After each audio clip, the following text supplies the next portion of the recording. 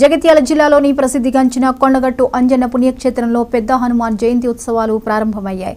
స్వామివారి సన్నిధిలో దీక్షా విరమణ చేసేందుకు దీక్షాపరులు కొండగట్టుపైకి చేరుకుంటున్నారు. ప్రత్యేక పూజలు, కళాకారుల ప్రదర్శన కార్యక్రమాలతో ఉత్సవాలు శనివారం వరకు ఘనంగా నిర్వహించనున్నారు.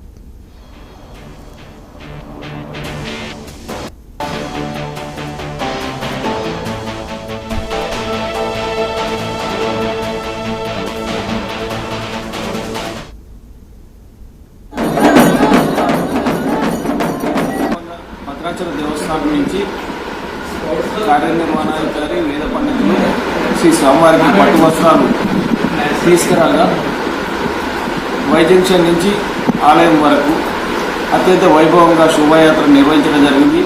ఈ శోభాయాత్రలో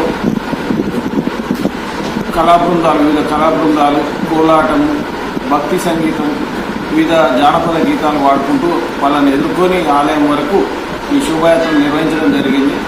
అలాగే దేవాలయం నందు ఈ రోజు నుంచి అంకురార్పణ జరిగి వివిధ దేవునికి శ్రీ స్వామివారికి వివిధ రకాలైనటువంటి పూజలు నిర్వహించడం జరిగింది. యజ్ఞశాలయం కూడా ఈరోజు యాజ్ఞిక కార్యక్రమాలు ప్రారంభం జరిగినవి.